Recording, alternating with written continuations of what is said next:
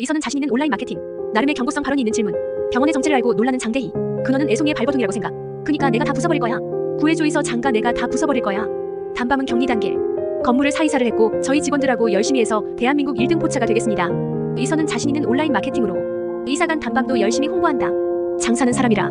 낭만적인 친구네요. 이 장대희에게 장사란 그 어떤 미사여구를 갖다 붙인다 해도 사전적 용어가 그렇듯 장사는 이익을 얻기 위해 하는 거지요. 굴다리 작은 포차로 지금의 장가를 이루셨다고 하셨죠. 정말 존경스럽습니다. 그리고 그 경쟁이란 단어도 너무 좋았고요. 그렇다면 그 경쟁에 있어서 작은 포차 하나가 지금의 장가를 이기는 일은 가능한 일일까요? 장가회장의 강연도 들으러 간 이서는 나름의 경고성 발언이 있는 질문을 한다. 내 죽기 전엔 절대 없을 일. 이라. 배짱을 부려봅니다. 강연이 끝난 후 장대희는 따로 이서를 불렀고 그래서 이서가 회장실에 있던 것이었다. 장대희는 이서에게 장가로 오라고 제안하는데 이서는 사장 때문에 안 된다며 거절한다. 정 때문에 회장님 제안을 거절해선 안 되죠. 하지만 회장님 제안도 저희 사장 때문 아닌가요? 저희 사장과 단밤에 관심 많으시잖아요. 저는 단밤을 더 크게 키울 자신 있거든요. 만약 그 과정에서 저희 사장이 아닌 제가 보이신다면 그때 다시 한번 제안해주세요, 회장님. 새로 있는 단밤 포차를 이사해가면서 세금 폭탄을 맞을 상황에 놓이고 벌금 때문에라도 법인 사업자를 내려고 한다.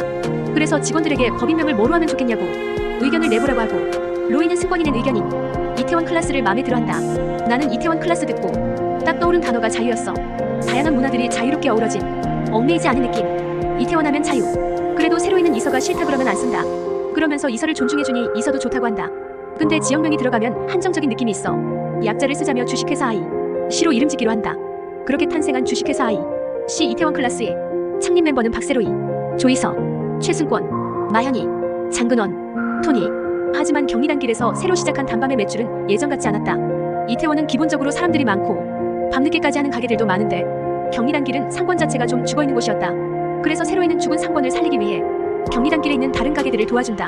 또 새로이가 말도 없이 혼자 그러니 짜증나는 이서. 뭐 하자는 거예요 지금? 갑자기 왜 자선 사업이냐고. 살려고 그러는 거야. 그게 무슨 소리예요? 지금 우리 가게가 죽을 판인데 다른 가게 신경 쓸 시간에 우리 가게부터 뭐가 부족한데 단밤. 이 죽어가는 상권에서 우리 가게만 잘해선 답이 없어. 거리를 살려야 돼. 몽상가의 이상주의자에 진짜 나랑 안 맞아. 이서는 툴툴거리며 나가버리고 근수가 이서를 대변한다. 법인 설립하면서 우리라고 말씀하셨잖아요. 까라고 해서 까면 편하죠. 근데 그게 로이 형이 말하는 우리입니까? 사실 저희는 일개 직원일 뿐일 수도 있죠. 근데 이서는 다르잖아요. 저래봬도 매니저고 작은 법인이지만 분명 지분이 있는 주주예요. 게다가 형한테 인생을 걸으는데 납득은 시켜줘야 되지 않습니까? 딴밤. 참 쉽지 않다. 만약 내가 장가 사람이 아니었다면 우린 어떻게 됐을까? 네가 장가 사람이든 아니든 우리 사이는 네가 정하는 거야. 항상 그런 식으로 떠넘기고 고백 한 번이 없었지. 좋아해.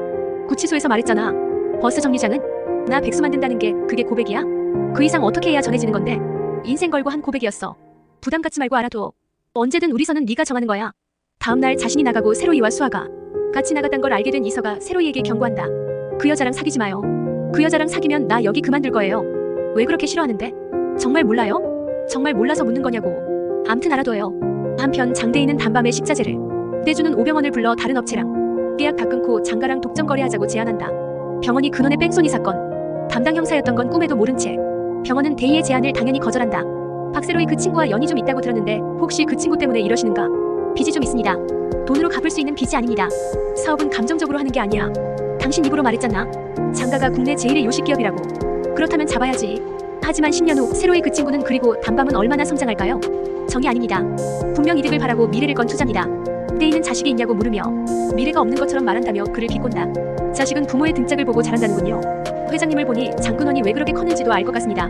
새로이 그 친구에게 빚이 좀 있다고 말씀드렸죠. 그 빚은 회장님하고도 연관이 있습니다. 10년 전 장근원 뺑소니 사건. 불행히도 제가 그 담당 형사였습니다.